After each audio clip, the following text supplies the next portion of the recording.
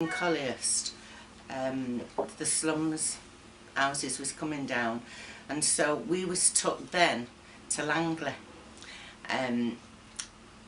which was like another world to go to Langley. Brand new houses, a family then of 7, mother, father, 5 children. Of course my mum stayed there, or we stayed there about 18 months. We just couldn't handle it. In the end, we had got an exchange here into Ancoats, which is just off Buckler Street, and a place called Avenue called Royston Avenue. In that time, my mother took very, very poorly, and unfortunately she died leaving 5 children, me being one of them. I was 10 at the time, and my father had to bring us up. There was no assistance them days, and so time was very hard. So at 11 years of age, I took myself off to 3 streets away and started working at what we call the coal house. Now, in them days, there was no electric fires, there was nothing like, no gas fires. It was everybody had coal fires. And so I went to work there.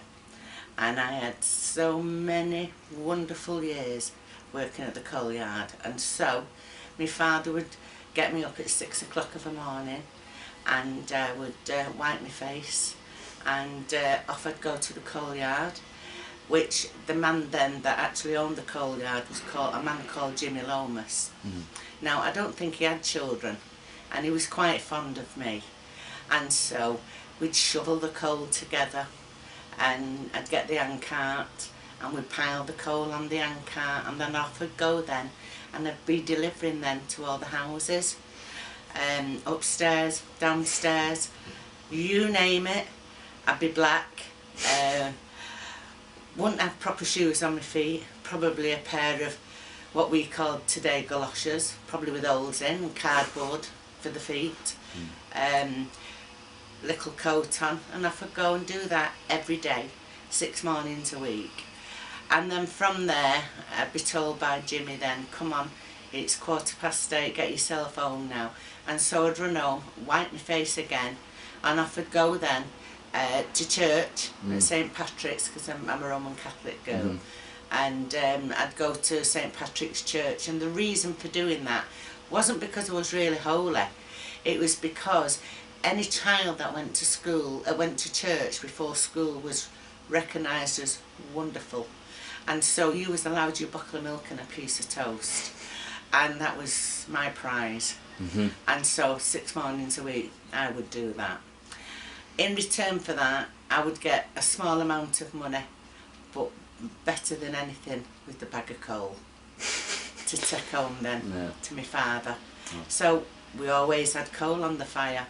We might not have had electric because times was poor, but we always had coal, so we could cook and we could keep warm, and life was what people today would say, oh, it was so poor, but they was wonderful years. And so being a St Patrick's girl and motherless, like Josie was motherless, the nuns would favour you in a lot of ways. Not because you had money, because you didn't, you were poor, but you were good, classed as the good children, and the nuns really nurtured you here at St Patrick's. And so when you was to leave school, the chosen few, your job would be picked for you. So you didn't pick your job, you wasn't sure what you wanted to go in. I was a fortunate child. I was here in Ancoats, and it was called the CPA, the Calico Printers Association.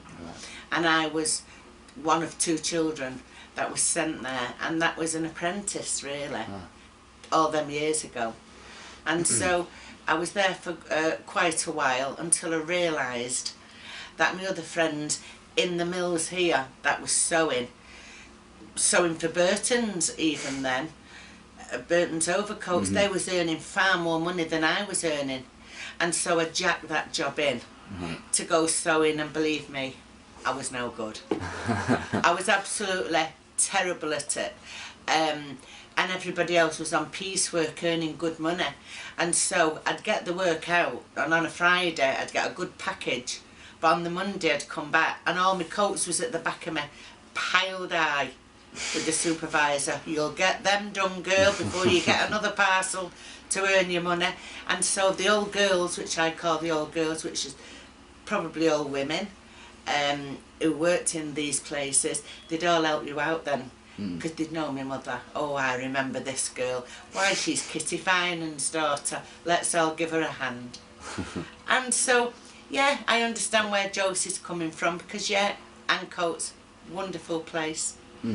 Everybody stayed, well, everybody was in the same boat. Yeah. Nobody had more than the other. And if they did, well, they'd borrow a bucket of coal until the coal man could send you yours. And it was lovely.